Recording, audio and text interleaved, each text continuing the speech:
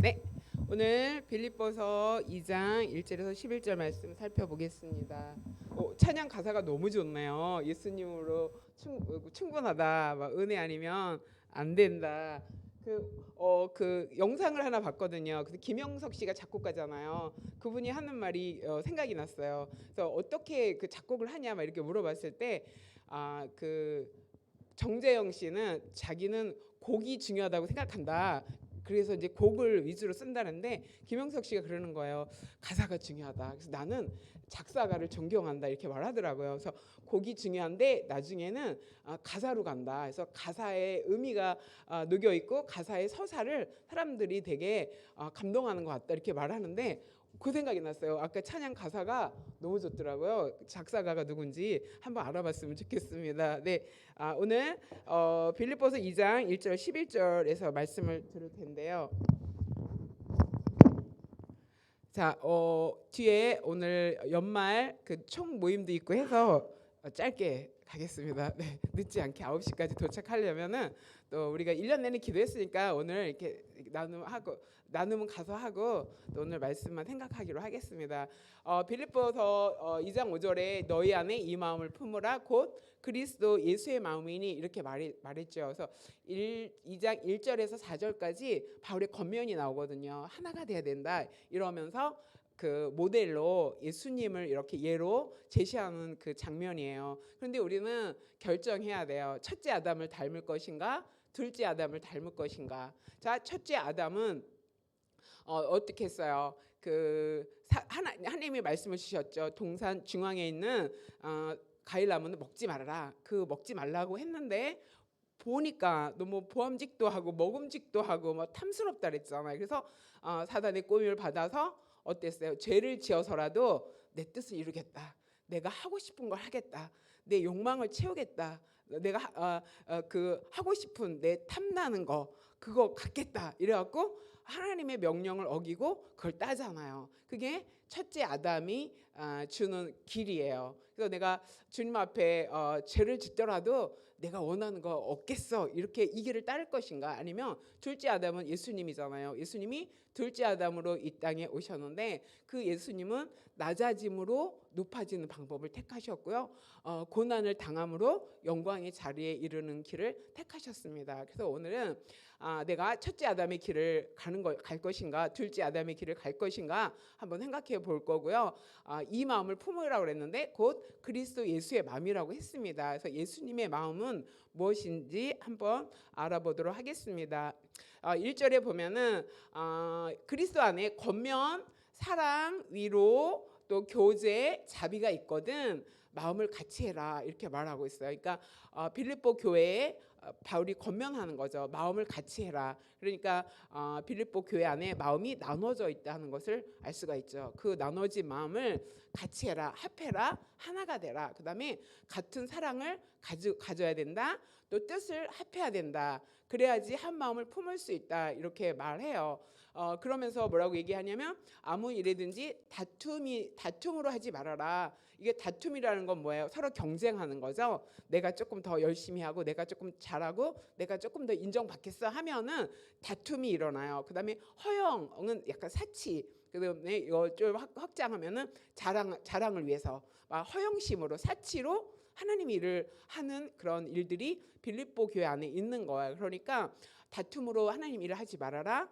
허영심으로 자기를 높이고 드러내려고 자랑하려고 하나님의 일을 하지 말아라 이렇게 말하면서 겸손한 마음으로 자기보다 다른 사람을 낮게 여기라 이렇게 말하죠. 그러니까 여기서 다른 사람을 위해서 내 거를 조금 내려놓고 다른 사람의 유익을 선택해라. 그게 겸손한 마음이다 이렇게 말하죠. 그러면서 자기 일을 돌볼 뿐 아니라 다른 사람의 일을 돌보라. 그래서 나의 기쁨이 충만하게 하라 이렇게 말합니다. 그래서 여기서 말하면은 약간 그 기독교 정신이 이타 정신이잖아요. 그런데 자기 일을 돌볼 뿐더러 이랬어요. 자기 일을 먼저 돌봐야 돼요.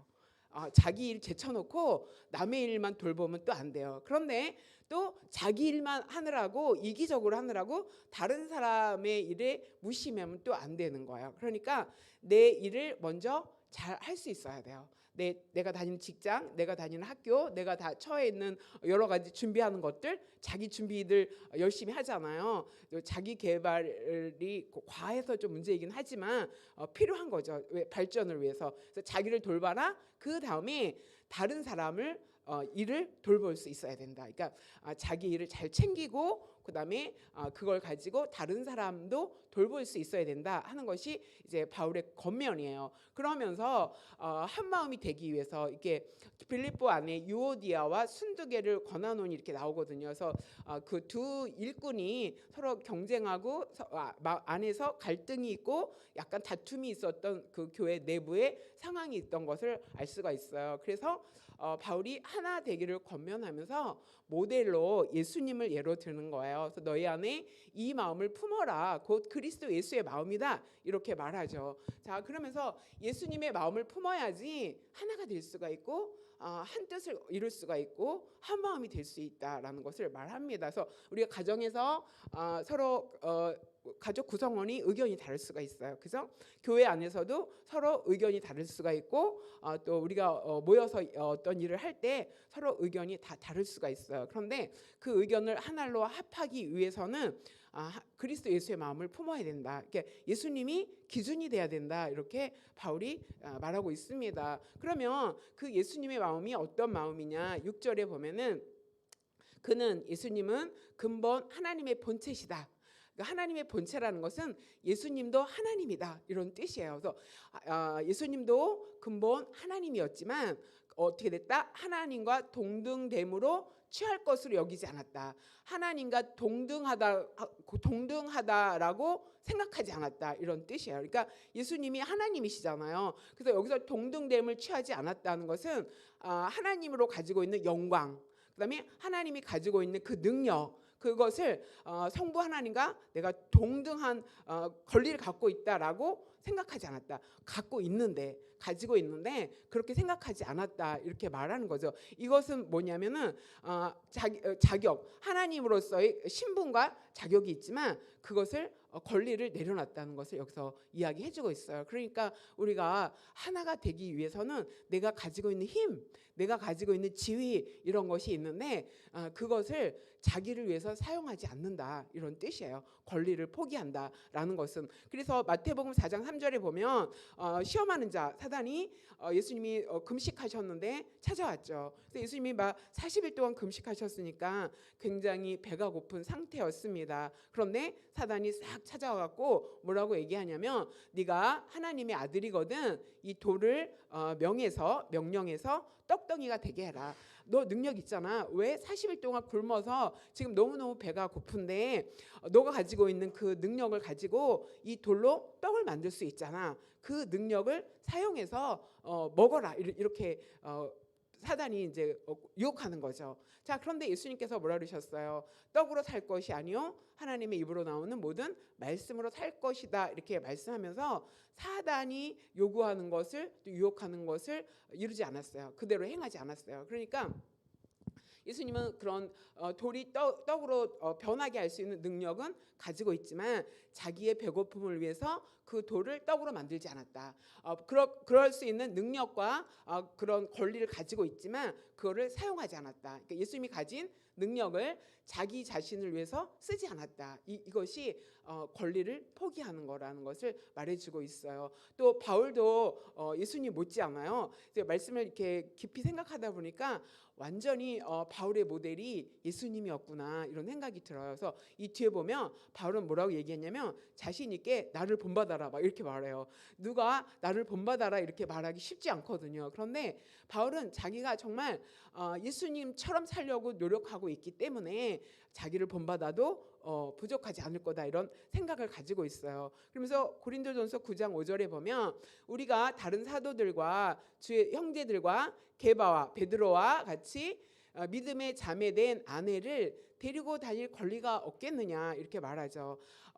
복음을 전하면서 베드로는 아내를 데리고 다니면서 같이 주님의 일을 했던 것 같아요. 그런데 바울은 그렇지 않았던 것 같아요.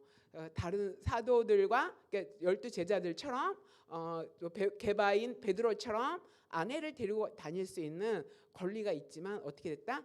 권리를 사용하지 않았다. 바울이 그런 권한도 있고 결혼할 수도 있고 아내를 취할 수도 있고 또 아내와 함께 다닐 수도 있지만 그런 권리가 자기에게 있는데 복음을 전하는 일을 위해서 뭐 필요에 의해서 그 권리를 포기했다라는 것을 볼 수가 있죠. 자, 그러니까 우리가 교회 안에서 또 가정 안에서 하나가 되려면은 한 마음이 되려면은 자기가 가지고 있는 그 권리를 내려놓을 줄 알아야 된다. 그다음에 자기를 위해서 쓰지 않는다. 그러니까 이기적으로 쓰지 않는다는 것을 의미하죠. 그러니까 우리도 예수님의 마음을 우리가 본받는다 하는 것은 내가 할 수 있지만 안 하는 능력. 그게 더 멋있잖아요. 못해서 안 하는 게 아니라 할 수 있는데 안 하는 거예요. 그것이 예수님의 마음이고 또 우리가 쓸 수 있는 그 힘이 있지만 내 유익을 위해서 또 사용하지 않고 또 공동체를 위해서 내가 포기할 줄 알고 내려놓을 줄 아는 그런 권리를 포기하는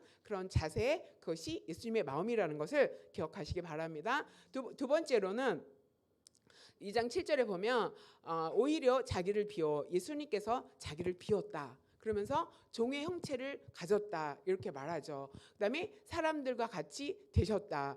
자기를 비웠다라는 것은 하나님으로서의 영광을 내려놓고 하나님으로서의 그 능력을 비웠다. 여기서 비우다는 것은 깨끗하게 하다라는 것을 말해주고 있어요. 자, 그러면서 종의 형체를 취했다. 그러니까 종으로서 하나님 앞에 나아갔죠. 이 종은 하나님 앞에 종으로서 섬김의 종으로 예수님이 이 땅에 오셨잖아요. 그러니까 종의 형체를 가지고 사람들과 똑같이 되었다. 완전한 하나님인데 완전한 사람이 되셨다. 그래서 예수님이 이 땅에 오시면서 배고픔도 느끼셨고요. 그다음에 제자들과 그 배를 타고 이동할 때 피곤해서 뱃머리에 가서 주무시기도 하셨고요. 나사로가 죽었을 때는 슬픔으로 눈물을 흘리기도 하셨죠. 그래서 우리와 같은 감정을 가지신 희노애락을 가지신 똑같은 사람과 같이 되셨다 이렇게 말해주고 있습니다. 자, 그러면서 그 마가복음 10장 45절에 이렇게 말하죠. 인자가 온 것은 예수님이 오신 것은 섬김을 받으러 온 것이 아니다. 도리어 섬기려 하고 자기 목숨을 많은 사람의 대성물로 주려고 오셨다 이렇게 말하고 있습니다. 그래서 마가복음은 종으로 오신 예수님에 대해서 이렇게 잘 설명하고 있습니다. 그러니까 예수님의 마음은 어떤 마음이다? 하나님이지만 사람의 형상을 입고 종의 형체로 와서 하나님을 주인으로 섬기는. 그래서 여기서 종이 되었다는 것은 일반적인 종이 아니라 노예를 얘기하고 있어요. 그래서 노예는 주인의 재산이거든요. 그러니까 예수님은 하나님이었지만 사람과 똑같이 하나님이 사람의 형상으로 온다는 것은 굉장히 낮아짐을 말하잖아요. 그러면서 종의 형체를 가지고 섬기기 위해서 대속물로 자기 자신을 우리에게 주기 위해서 이 땅에 오셨다. 그런 섬김의 종이다 이렇게 말하죠. 근데 또 바울도 그런 말을 해요. 고린도전서 9장 22절에 보면 약한 자들에게 내가 약한 자와 같이 됐다. 그다음에 약한 자들을 얻기 위해서 내가 약하지 않은데 약한 자의 모습으로 다가갔다 이렇게 말하는 거예요. 그다음에 내가 여러 사람에게 여러 모습이 된 것은 아무쪼록 몇 사람이라도 구원하고자 함이다 이렇게 말하죠. 예수님이 아니면은 죄 없는 한 사람이 우리의 죄를 대속해야 되는데 이 세상에는 죄 없는 한 사람이 없기 때문에 예수님이 우리를 한 사람이라도 바울의 마음이었죠. 얻고자 우리를 구원하고자 사람이 되신 거예요. 맞추신 거죠 우리한테. 근데 바울도 그렇게 말해요. 내가 약한 사람에겐 약한 사람으로 또 강한 사람에게는 강한 모습을 보였어요. 왜냐하면 바울이 가진 여러 가지 조건이 밀리는 조건이 아니거든요. 그래서 약한 사람 앞에서는 자기가 가진 조건을 자랑하지 않고 그다음에 강한 사람 앞에서는 내가 너 못지않는 그런 모든 것을 구비했다라고 강한 사람 앞에서 당당했고 그래서 왕 앞에서도 섰고 총독 앞에서도 섰고 또 병들고 연약한 사람 앞에서 서서 아무쪼록 그런 사람이 된 거예요. 내가 그 사람이 되어서 그 사람에게 눈높이로 다가갔다 하는 것을 여기서 말해주고 있습니다. 그래서 예수님의 마음이라는 것은 섬김의 종이 되어야 된다. 그러면서 그 사람에게 맞출 줄 아는 이게 눈높이를 맞춘다고 하잖아요. 그 사람에게 맞게 대화하고 그 사람에게 맞게 같이 먹고 막 이렇게 공유하고 생각을 공유하고 그래서 맞출 줄 알았다 이렇게 말하죠. 그래서 어떻게 하기 위해서 예수님은 구원하시기 위해서 대속물로 자신을 주기 위해서 섬김의 종이 되었고 바울도 아무쪼록 어쨌든지 사람을 구원하고자 복음 앞에 인도하고자 그 맞춤의 사람이 되어서 자기를 이렇게 내려놓을 줄 알았다, 섬길 줄 알았다 하는 것을 말해주고 있습니다. 우리도 이렇게 예수님처럼 또 우리도 바울처럼 그 사람에게 맞게 다가가서 그를 주님 앞으로 복음 앞으로 인도하는 그런 예수님의 마음이 저 여러분 안에 있게 되길 소망합니다. 그 다음에는 8절에 보면은 사람의 모양으로 나타나사 자기를 낮추시고 죽기까지 복종하셨으니 곧 십자가에 죽으심이라. 사람의 모양으로 사람과 같이 되었다 했죠. 하나님인데 사람의 형상을 입는 것은 자기를 낮추는 거예요. 낮추셨죠? 그 다음에 복종하셨는데 어떻게 복종하셨냐? 십자가에 죽기까지. 예수님이 오신 목적이 십자가에서 구원을 이루시는 거잖아요. 이거는 예수님의 사명일 수도 있고 하나님으로부터 부여받은 예수님이 이루어야 될 이 땅에 오신 목적일 수도 있어요. 그런데 그 십자가의 죽으심으로 자기를 희생하는 거죠. 십자가는 사랑이다 이렇게 말하는데 그 십자가는 그 십자가에서 자기 목숨을 내려놓는 것은 희생하는 거잖아요. 그래서 예수님이 우리에게 보여주는 그 예수님의 마음은 자기를 희생하는 거예요. 근데 여기에 그 십자가의 죽음은 어떤 죽음이냐면 어떤 고통이냐면은 그 육체적인 고통이에요. 왜냐하면 채찍에 맞았죠. 그 다음에 그 십자가를 밑에 놓고 거기에 누워서 죄수로 누워서 손과 발에 못을 박습니다. 그래서 살아 있는데 못을 박힌다라고 생각하면은 그 어마어마한 고통을 이렇게 유추하기는 참 어렵죠. 그런 고통을 육신적인 고통을 받으셨다. 그래서 십자가의 사랑을 이루기 위해서 자기를 희생하는데 그 십자가에서 그 죽기까지 육체적인 고통을 이겨내셔야 했다. 두 번째로는 정신적인 고통도 예수님이 당하셨던 것을 볼 수가 있어요. 사람들이 예수님을 희롱했다, 조롱했다, 침뱉었다 막 이런 거 나오죠. 그리스도여거든 내려와라 막 이러고 너가 다른 사람은 구원하면서 너 자신은 구원하지 못하느냐 막 이러면서 침뱉고 조롱당하고 이게 다 그 정신적인 어떤 충격과 고통을 당하는 거거든요. 무시당하는 거잖아요. 그럴 분이 아닌데 정신적인 고통을 감내하셔야 했었다. 그다음에 마지막으로는 그 십자가에 그 죽으시는 것은 영적인 고통이 있거든요. 마태복음 27장 46절에 보면은 제9시쯤에 예수께서 크게 소리 질러 이르되 엘리 엘리 라마 사막다니 하면서 나의 하나님 어찌하여 나를 버리셨나이까 이렇게 말씀하시죠. 버렸다는 것은 3일 동안 하나님과 예수님이 분리되었다라는 것을 여기서 말해주고 있어요. 그래서 이것은 하나님과 분리되는 고통이 예수님의 겟세마네 기도 중에서 하나거든요. 그게 가장 힘들었던 게 그거거든요. 할 수만 있거든 이 잔을 내게서 지나가게 하여 주시옵소서. 그 지나가게 하여 주시옵소서가 하나님과 분리되는 영적인 고통을 여기서 말해주고 있거든요. 제가 이제 살짝 이 영적인 고통이 뭔지 느낀 적이 있거든요. 그래서 내가 누군가를 아주 안 좋게 생각하고 막 이러면은 기도할 때 이렇게 영이 어두워진다는 거죠. 막 그런 걸 제가 느낀 적이 있거든요. 그래서 전에 설교할 때 이거 한번 나눈 것 같아요. 그래서 그런 살짝 순간에 분리되는 느낌만 들어도 굉장히 두려움이 우리 안에 있거든요. 그래서 우리가 그런 게 없다 이런 것은 정말 은혜로 살았구나를 인정해야 되는 거예요. 이런 육신적인 고통과 정신적인 고통과 영적으로 하나님과 분리되는 고통 이런 고통을 감내하셨어야 하는 것이 예수님의 사명이었고 예수님이 하신 일이잖아요. 그런데 우리가 그런 것을 그렇게 크게 느끼지 않았다 하는 것은 은혜로 살았구나. 아까 찬양처럼 이 모든 것이 다 은혜로 하나님 앞에 나왔구나 하는 것을 깨달을 수 있습니다. 그러니까 자기를 희생한다 하는 것은 사실은 쉬운 것은 아니에요. 그 자기를 희생하는 것에는 육체적인 그 아픔과 고통이 있을 수 있다라는 것을 여러분이 그 감내하시고 마음을 갖고 계셔야 돼요. 그다음에 그 희생은 정신적으로 고통을 당할 수 있다. 마음이 굉장히 어렵고 뭐 인정하지 않고 그다음에 나는 막 이렇게 가야 되는데 반대하고 그다음에 너는 왜 그러니 막 이런 소리 듣고 막 이런 일들이 우리 안에 있잖아요. 그러면은 이게 정신적으로 굉장히 마음이 힘들어지거든요. 그러니까 자기를 희생하는 데에는 이런 정신적인 고통이 따라올 수도 있다. 그다음에 영적으로 그 고통당하는 그런 어려움, 막 이렇게 주님 앞에 정말 그 끓는 기도로 나아가야 되는 그 아픔이 있을 수 있다라는 것을 여기서 말해주고 있습니다. 그래서 너희 안에 이 마음을 품으라 곧 그리스도 예수의 마음이니, 이 예수의 마음은 자기를 희생하는 마음.